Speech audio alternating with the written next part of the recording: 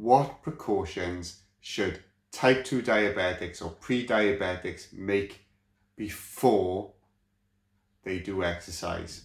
In this video, we're going to get into it. Stay tuned.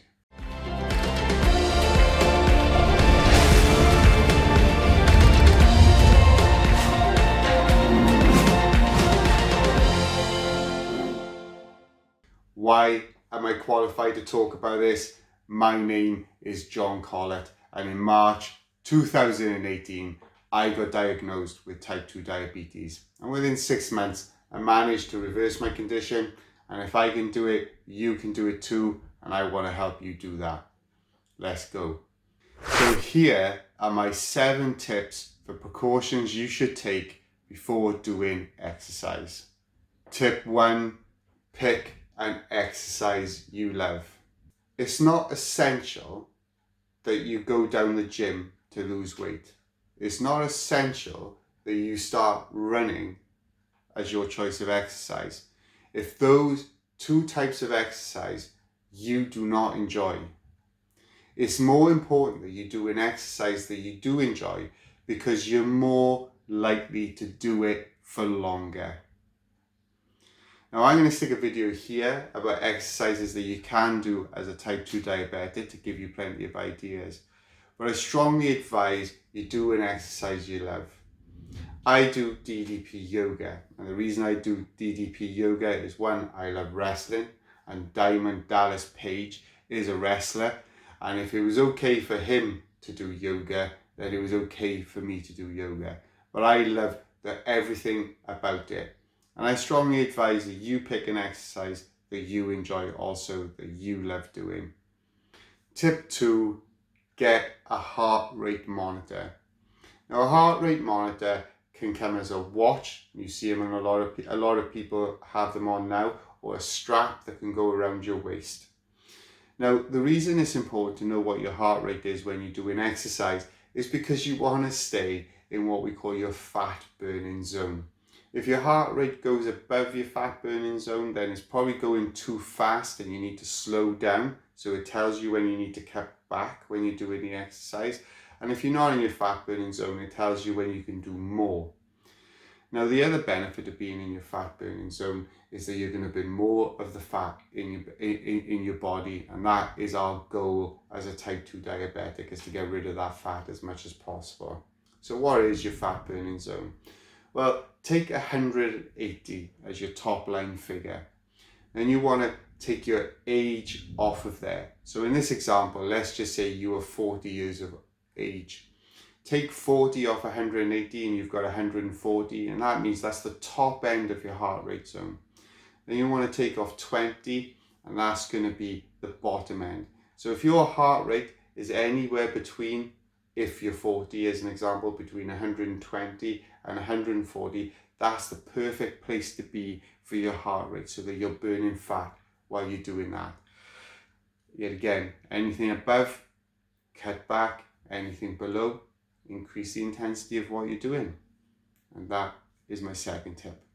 My 3rd tip, ease yourself into it. The biggest mistake I see people making when they want to start doing exercise is they go down the gym, they go out for a run, and they smash it out the park on that first one. And what happens? Wake up the next day, your arms are aching, your legs are aching. The last thing you want to do is any exercise. It's just like having a hangover. If you hate it, you never want to do it again, you don't enjoy it. And we've all been there, okay? We've all been there. Ease yourself in. Just start doing 10 minutes. Yeah, go for a walk, 10 minutes on a regular basis. Build it up to 15, get to 20, get to half an hour. If you can, ideally what you want to be doing is 4 to 5 workouts a week between 30 and 40 minutes. And if you can do that, you're well on the road to kicking this thing's butt. Now, I'm going to stick another video here about the best time for you to exercise as a type 2 diabetic. Tip 4, set the times you do exercise in stone. Another massive mistake I see people making is they try to fit it in. And why do I know? Because that's what I tried to do at the beginning. I tried to fit my exercise in around my busy life. But that's the problem. It's a busy life. All the best intentions went out the window. When I come home, I had to go to the supermarket, pick some things up for tea. Friend phones up, family member phones up, they need help with something. You end up longer in work. Next thing you know, you haven't got the exercise done. And you gotta do the exercise. It's vitally important. If you're gonna reverse your type 2 diabetes, you gotta do it. So whatever time you're gonna do your exercise, have it set in stone so that you never miss it.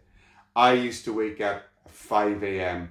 and then I would used to do my exercise at between 5:30 and 6:30, and I made sure it got done on a regular basis. Now I'm going to stick another video here about how to wake up at 5 a.m. to help you with that if you decide that's what you want to do. Tip 5. Be persistent and consistent. I know, it's really annoying. You've read those self-help books, you've listened to those audio tapes, and they all say the same thing: persistency and consistency. That's exactly the answer to the entire thing. Once you've set it in stone, you've got your days, you've got your times. It's just you keep on going. You keep on going bit by bit and just do it on a regular basis. And eventually it will start to get better. Your flexibility will get better. Your strength will get better. Your ability to breathe longer and stronger will get better. But it takes persistence and consistency. It's not going to happen overnight. You just need to keep on going. Tip 6, celebrate the small victories. It's really important that you celebrate the small victories because sometimes things don't go the way you want them. So let me give you an example. The first month I did exercise on a regular basis, I didn't lose any weight. And I didn't lose any weight because the fat was turning into muscle. But what I did do was I took photos of myself. I took photos of myself front on, I took photos of myself side on, and doing certain stretches and moves. And when I looked at the new photos in the second month, I noticed my body was beginning to change. So I celebrated that victory. I might not have lost weight, but I was on the road. It was a good thing. I remember I was used to, when I had to do a stretch down, have my legs straight and stretch down, I couldn't stretch very far. But when I saw that photo and I could stretch a little bit further, I realized it was a victory. I celebrated that victory and it felt good. Tip 7. Diamond Dallas Page, he says at the beginning of his workouts, leave your ego at the door. And I find when people come to my classes, sometimes that is the biggest problem they have. They see other people doing the workouts and doing certain moves, or they see me doing it and they think they should do it too. This is an absolutely ridiculous situation that people put themselves into. You've got to leave your ego at the door. You're not in a race with anybody else. The only person you're in a race with is you. And the only person you've got to do better than is you doing slightly better than you did the week before. And that's all that matters. That's all that matters. Nothing else. It's your journey. You're going to get there when you get there, not when everyone else gets there. So leave your ego at the door and smash it. Follow these tips and you too can become a 6,000 pound charging rhino with 2-inch thick skin. So when you set your goal on something, you can charge it down and nothing can stop you.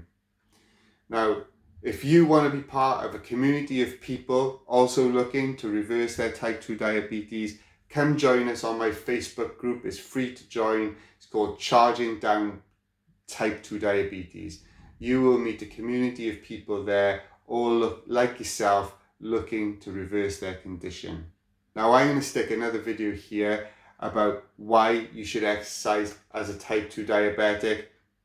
And I'm going to put another playlist here about diabetes and exercise. And another button here for you to subscribe. Remember, you're no longer a number, you're a Rhino. Now charge.